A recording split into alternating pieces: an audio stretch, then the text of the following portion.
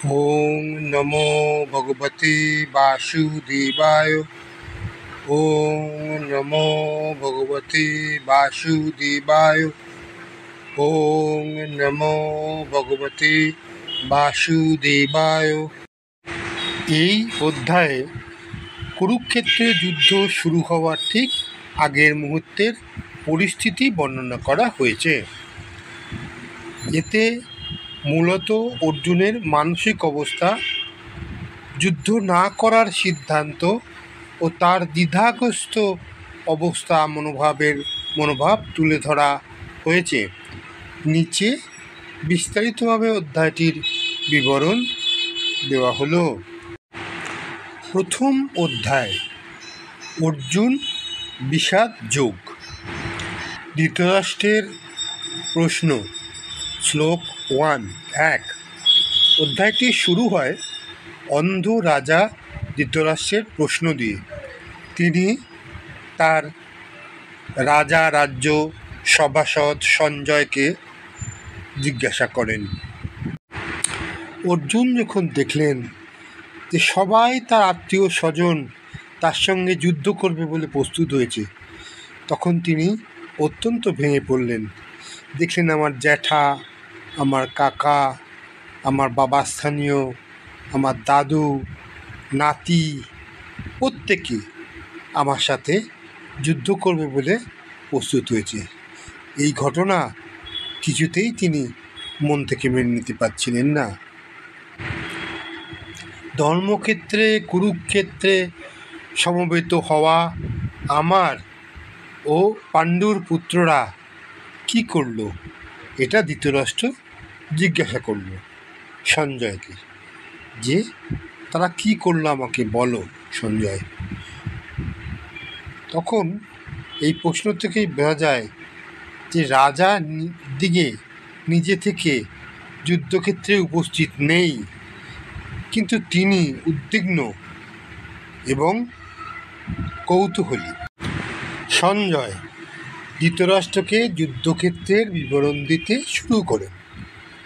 তিনি বলেন, দুর্যোধন দ্রোণাচার্যের কাছে গিয়ে কৌরবদের বিশিষ্ট যোদ্ধাদের কথা বলে, যেমন ভীষ্ম, কর্ণ, কৃপাচার্য, অশ্বত্থামা, বরিশ্রবা ইত্যাদি। এদিকে পাণ্ডবদের পক্ষেও শক্তিশালী যোদ্ধারা আছেন, যেমন ভীম, অর্জুন, যুধিষ্ঠির, নকুল, সহদেব, দ্রুপদ রাজা, শিখণ্ডী, সাত্যকী ইত্যাদি ইত্যাদি। উভয় পক্ষের সেনারা শঙ্খ, ভেরি, ঢাক এবং অন্যান্য বাজনা বাজিয়ে যুদ্ধের প্রস্তুতির ঘোষণা দেয়। শ্রীকৃষ্ণ ও অর্জুন, যাদের রথে হনুমান পতাকা রয়েছে, তারা বিশেষভাবে পাঞ্চজন্য ও দেবদত্ত শঙ্খ বাজান। এগুলো খুব শক্তিশালী শঙ্খ এবং তাতে প্রচণ্ড আওয়াজ হয়, শব্দ হয়।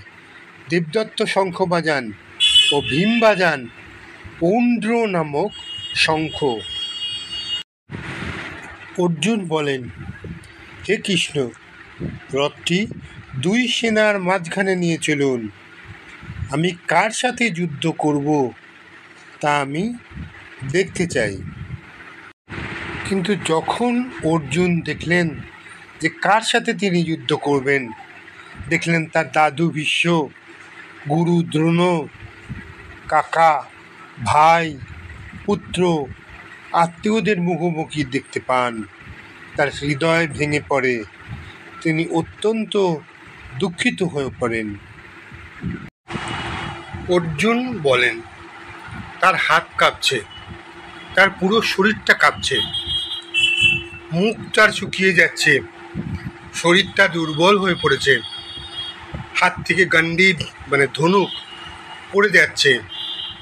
অর্থাৎ আত্মীয় স্বজনের সাথে এই যুদ্ধ, এবং এই যুদ্ধের ফলে আত্মীয় স্বজন কত মারা যাবে একথা চিন্তা করে অর্জুন ভীষণ দুশ্চিন্তায় পড়ে গেছেন। আত্মীয় স্বজনদের হত্যায় তিনি পাপ অনুভব করছেন। ধর্ম নাশ হবে, বংশ নাশ হবে ও সমাজের নৈতিক পতনের আশঙ্কা করছেন। এবং এই কথা ভাবতে ভাবতে অর্জুন ক্রমশই প্রচণ্ড দুর্বলতা অনুভব করলেন।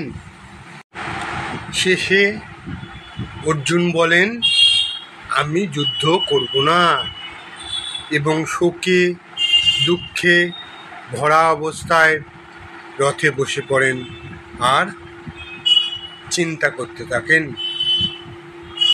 অর্জুনের মধ্যে দেখা যায় এক বাস্তব ও মানবিক দিক, বিবেক, করুণা এবং দ্বিধা।